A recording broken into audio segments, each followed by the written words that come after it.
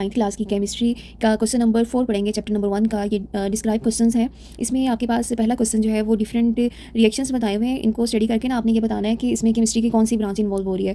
तो सबसे पहला है rate of reaction. Rate of reactions को स्टडी करने के लिए फिजिकल केमिस्ट्री को यूज़ करते हैं। Digestion of food in human body, इसका नाम बायो केमिस्ट्री इसमें यूज़ करेंगे। प्रॉपर्टीज ऑफ प्लाज्मा, प्लाज्मा में फिजिकल केमिस्ट्री को यूज़ करते हैं।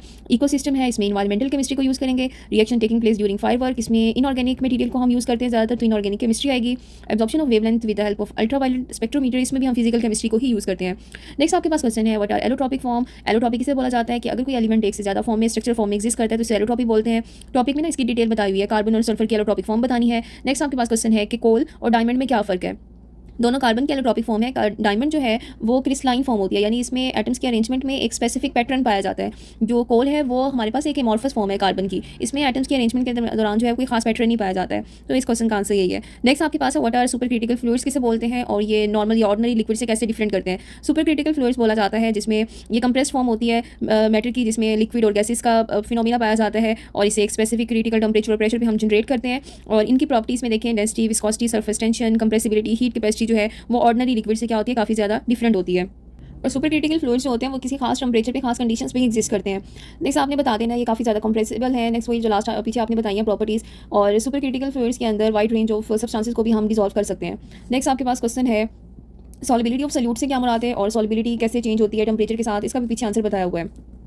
टॉपिक में what type of movements are present in gases and liquid molecules में किस टाइप की मूवमेंट होती है मॉलिक्यूल्स की, आपने ये बताना है। गैसेस में मॉलिक्यूल्स के दरमियान जो है गैप काफ़ी ज़्यादा होता है, उसमें निग्लिजिबल फोर्सेज होती हैं और मॉलिक्यूल आसानी से एक जगह से दूसरी जगह ट्रांसफर कर सकते हैं। इनमें diffusion, effusion, vibrational, motion, rotational, ये तमाम मूवमेंट हो रही होती हैं। नेक्स्ट अगर हम लिक्विड की बात करें, लिक्विड में फोर्स ऑफ अट्रैक्शन थोड़ी स्ट्रॉन्ग होती है और इसमें जो मूवमेंट है वो ट्रांसलेशनल, रोटेशनल, वाइब्रेशनल होती है और डिफ्यूजनल भी होती है, लेकिन वो थोड़ा कम प्रोसेस होता है डिफ्यूजन का।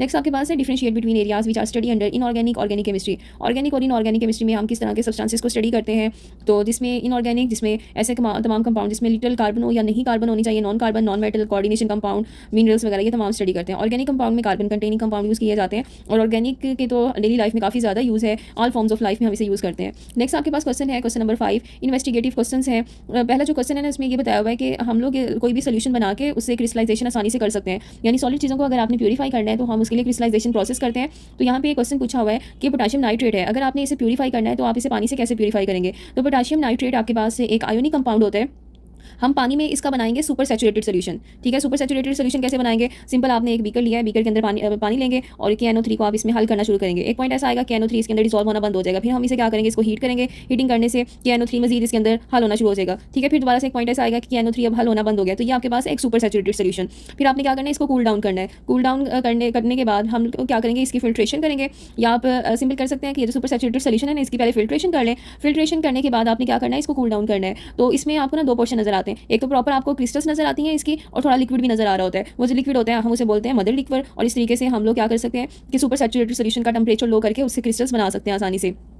नेक्स्ट आपके पास है कि ये जो ग्रेफीन है इसे मिरेकल मटेरियल बोला जाता है और आगे फ्यूचर में इसका काफ़ी ज़्यादा यूज़ होगा, तो हम इसे इलेक्ट्रॉनिक्स में किस तरीके से यूज़ कर सकते हैं और इसकी कौन सी प्रॉपर्टीज़ हैं जिसकी वजह से इसे मिरेकल मटेरियल्स बोलते हैं। तो बेसिकली ये जो कार्बन कंटेनिंग कंपाउंड होते हैं हेक्सागोनल फॉर्म में अरेंज होते हैं और नेक्स्ट इसका इलेक्ट्रॉनिक्स में काफ़ी ज़्यादा यूज़ है और इसके कंडक्टिविटी चूँकि इसकी काफ़ी ज़्यादा हाई है, कॉपर की निस्बत भी इसकी कंडक्टिविटी काफ़ी ज़्यादा हाई है, इसकी रेजिस्टेंस बहुत कम है और इसके अलावा इसमें जो इलेक्ट्रॉन्स की मूवमेंट है, इलेक्ट्रॉन्स हाई स्पीड पे बहुत तेज़ी से मूव करते हैं, यानी इलेक्ट्रॉन्स की मूवमेंट बड़ी तेज़ है इनमें, और इसके अलावा ये ओवर हीटिंग से बचाते हैं। और नेक्स्ट आपने बता देना है कि इसके जो ट्रांजिस्टर बनाए जाते हैं ग्रेफीन के वो भी काफ़ी ज़्यादा हाई स्पीड पे ऑपरेट करते हैं और ये एनर्जी स्टोरेज डिवाइस भी है। तो अगर हम देखा जाए तो ये क्वेश्चंस में आप काफ़ी ज़्यादा रीजंस बताई हुई हैं, आपको इसी दो रीजंस कर सकते हैं। Thank you so much, best of luck.